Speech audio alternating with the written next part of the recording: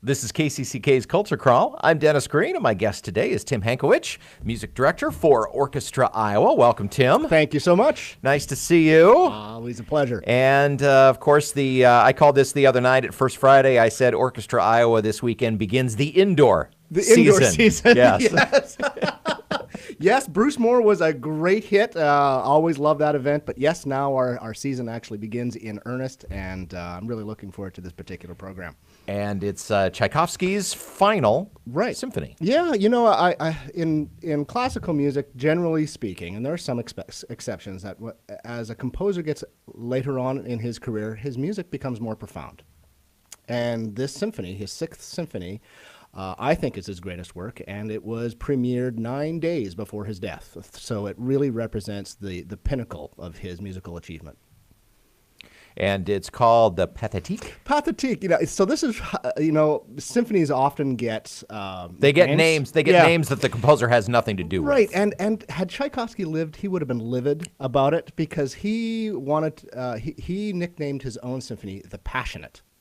And in fact, when you hear it through that lens, it is a very apt nickname. Now, the problem was somebody mistranslated the Russian word for passionate into the French pathétique, meaning pathetic, or pathos in this case. I think actually it translates more closely as emotional. Emotional, but in a kind of a weak way. In a weak way, where when you hear the symphony, it truly is a passionate symphony. And so I think, of course, the name has stuck. And so to this day, we always call it the Pathetique. And I think Tchaikovsky he would not have been happy with that. But it is truly one of the great blood-stirring symphonies that he wrote. When you say that you think this may be one of his most profound works, let's just ponder that for a minute, because Tchaikovsky has rather a lot of important work. He had a hit or two. Yeah, that's true. He suffered from manic depression, and I think that's also what led to his death.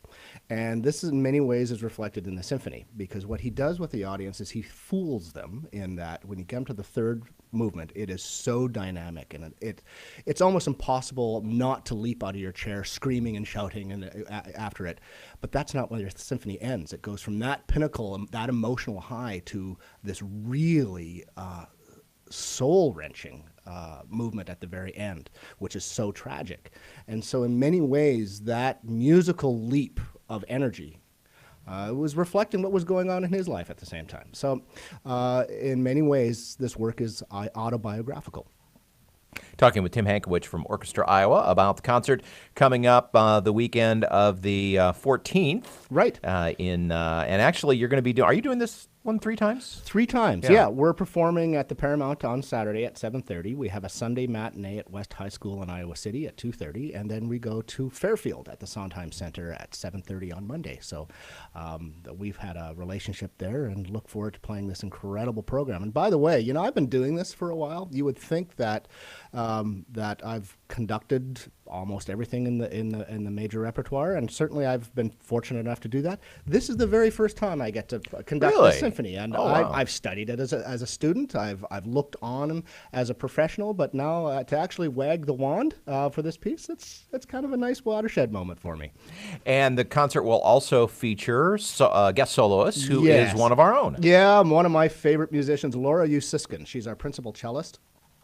During the seasons, I like to showcase some of our very deserving artists, and Laura is certainly an artist and most deserving. She's an incredible cellist, and she was so excited about this opportunity to play the Shostakovich First Cello Concerto, and it is a nice foil to the Tchaikovsky. The Tchaikovsky, Two Russians, but very, very different approaches to music. I mean, Tchaikovsky is so lush and passionate. Well, 200 years between them, too. And it's not that Shostakovich isn't passionate, but he's also a product of his time, of the 20th century.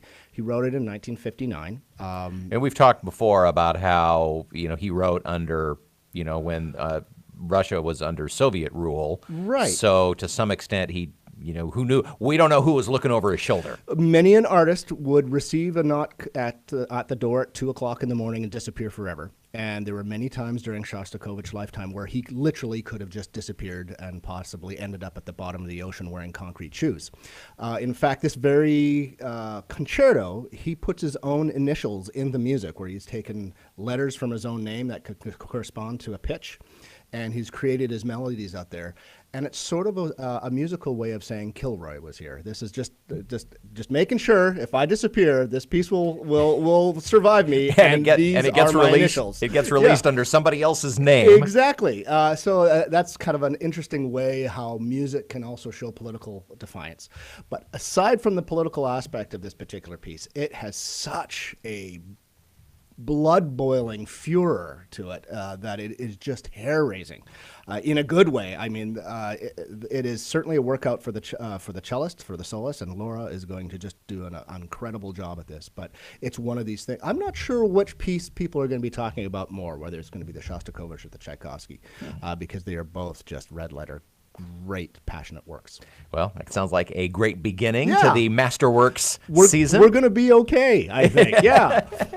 And I know you've got a fun thing coming up. You'll be back in to talk about playing along with the music to Casablanca coming up at the end of the month. Another new thing for me to be able to conduct the orchestra in real time to the film Casablanca. That'll be a lot of fun. We'll hear more about that as we get all about it as we get closer to the end of October. But in the meantime, it's Tchaikovsky's Pathetique coming up this weekend at the Paramount Theater and in Iowa City and in Fairfield. Yeah, it'll be a great time. Tickets at 1-800-369-TUNE, or you can get online at orchestraiowa.org.